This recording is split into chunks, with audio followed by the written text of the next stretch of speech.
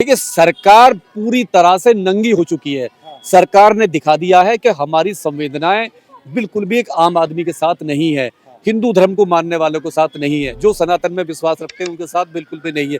जो लोग आपने वहां बुलाए इतने बड़े आडंबर से, आपने न्यूज में डाला, रोज पेपर में डाला, रोज आपने प्रचार किया, टीवी में प्रचार किया, जिस तरीके से आपने वहां पर व्यवस्था की और लाखों करोड़ लोग वहां गए और आपने वहां पे एक पूरी तरीके से उनका बिल्कुल भी ध्यान नहीं रखा, उनका खाने का, पीने का, रहने का, कहाँ सोएंगे, कहाँ बैठेंगे, क्या अब इतने लाखों करोड़ों लोग आपने बुला लिए और आपके पास में कोई सिस्टम नहीं था। वीआईपी कल्चर आपने वहां थोप दिया।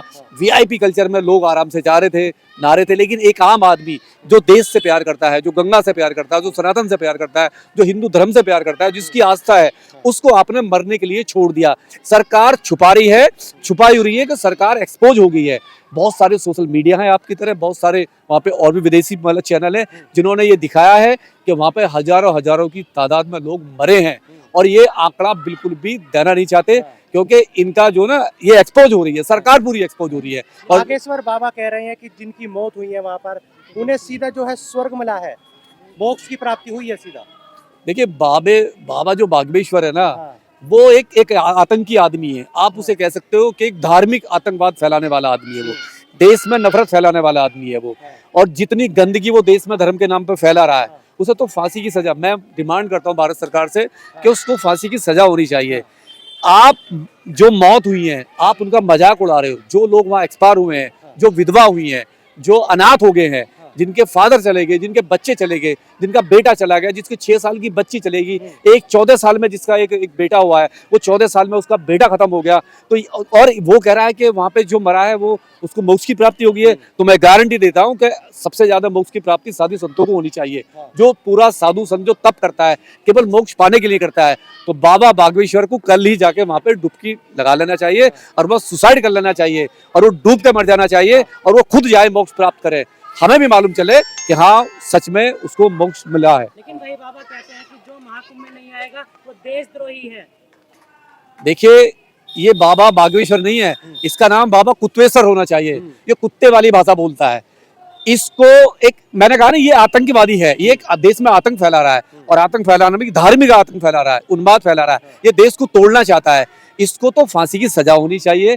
यानी जो कुंभ में नहाने नहीं जाएगा, हमारे देश लोकतंत्र से चलता है, हमारे देश में संविधान है, हमारे देश में जनतंत्र है, वोट तंत्र से हम तय करते हैं। हमारे देश में हिंदू, मुस्लिम, सिख, ईसाई, जैन, पारसी सब लोग रहते हैं।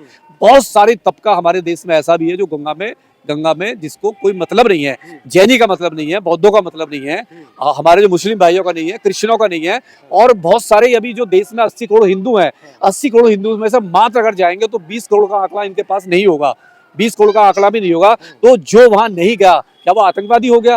वो देशद्रोही हो गया? उसको आप आतंकवादी करे हो? यानी अगर मैं नहीं गया तो मुझे आप आतंकवादी, अगर आप मुझे आतंकवादी कहोगे, पूरे मुस्लिम कम्युनिटी को आतंकवादी कहोगे, सिख को आतंकवादी कहोगे, तो हम तुझे फांसी की मांग करते हैं। हम भारत सरकार से डिमांड करते हैं कि जो पागल हो गया है, ये पागल जैसे कुत्ता हो जाता है ना पागल, उसे गोली मार देते हैं, तो सेम इसका वही इलाज है, ऐसे आदमी को गोली मार देनी चाहिए। ये देश की इतनी बड़ी जनता को ये आतंकी कह रहा है, देशद्रोही कह रहा है। अरे वो देश से प्यार करते हैं।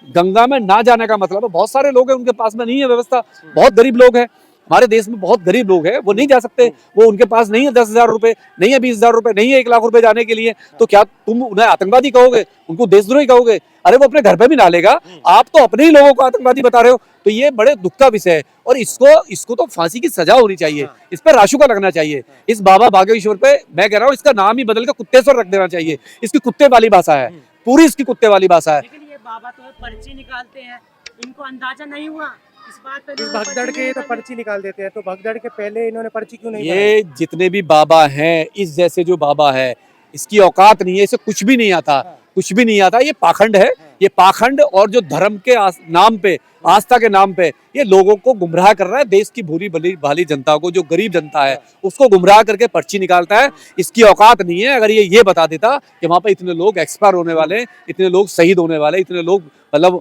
वहां पे मरने वाले हैं, अगर इसमें कुछ होता, और इसमें ही नहीं बाकी जो भी है, बाकी जो जिस तरीके से आडंबर कर रहे हैं, जिस तरीके से जो और भी हैं, बहुत सारे ज्योतिषाचार्य हैं, बहुत सारे ऐसे बाबा हैं, राम रहीम जैसे बाबा हैं, आसाराम जैसे बाबा, जो पाखंड के नाम पे जो देश को आग में झोंक रहे हैं, मतलब हमारे लोगों का बेवकूफ बना रहे। तो ये सीधा सीधा है, किसी के पास कुछ भी नहीं है।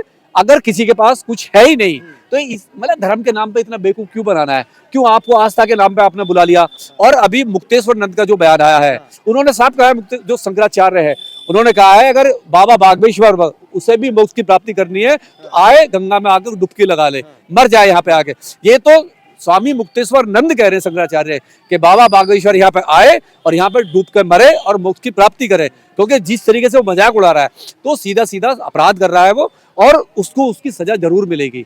देश की जनता हमारी ऐसा नहीं है, इस बाबा को जहां ये बाबा मिलेगा ना, इसका काला मुंह करके गधे पे निकालेगा। इसको गधे पे निकाल के लोग, इसको जिसके घर से मरे हैं लोग, इसको गधे पे इसका काला मुंह करके इसको निकालेंगे, इसको छोड़ने वाले नहीं है।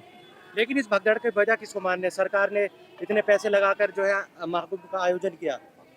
केवल सरकार दोषी है। सरकार ने जिस तरीके से वहाँ वीआईपी कल्चर बनाया, जिस तरीके से वहाँ टेंट बनाए, जिस तरीके से वहाँ पे कई हजार टेंट बना दिए, जो जमीन का जो लैंड है वहाँ पे, जो खाली लैंड है जिसमें कई करोड़ लोग आ सकते हैं, आपने उसका 30% हिस्से में टेंट लगा दिया। आपने 10-10 हजार के टेंट, 10-20 हजार के टेंट, एक रात का किराया लिया, 2-2 हजार रुपए लिया, 1-1 लाख रुपए लिया है। तो आपने वीआईपी कल्चर किया। आपने वीआईपी कल्चर किया कि वीआईपी कोई अनुपम खेर आके आराम से नहा सकता है? नहीं, बाबा बागेश्वर आराम से जा सकता है। नहीं, जो वीआईपी अमित शाह आराम से, मतलब जो वीआईपी है, जो पैसे वाला है, वो आराम से नहा रहा है। और एक आम पब्लिक को जो आपने बुलाया, आम पब्लिक को मरने के लिए छोड़ दिया। आम पब्लिक को ना खाने को था, ना वहां रहने को जगह थी। वो हर की पैड़ी, वहां पर पैड़ी पे ही बैठे हुए हैं, वही रात को बैठे हुए हैं, और उनको आपने मरने के लिए छोड़ दिया। बुला लिया आपने, एक तो बुला लिया, इंतजाम कुछ नहीं है आपके पास में, और आप आंकड़े भी छुपा रहे हो। आप आंकड़े नहीं दे रहे हो। जब आपके पास में ये आंकड़ा है कि वहां 4 करोड़ लोग आ गए, तो मरने का आंकड़े कोई, आपकी एआई टेक्नोलॉजी से आप बता रहे हो। आप कह रहे हो ड्रोन के जरिए एआई टेक्नोलॉजी से हम ये बता रहे हैं पर डे कि वहां पे 1-1 करोड़ लोग आ रहे हैं, लेकिन आपके पास में ऐसी टेक्नोलॉजी नहीं थी। एआई से बताइए ना कितने लोग मरे, कितने एक्सपायर हुए, छुपा क्यों रहे हो? वो जो स्वामी मुक्तेश्वरानंद जो है, वो तो इस्तीफा मांग रहे हैं। योगी साहब का मैं पहला देख रहा हूँ, पहला संत भारत में, पहला संत एक ऐसा हुआ शंकराचार्य जो डायरेक्ट सरकार से टक्कर ले रहा है और वो सच बोल रहा है।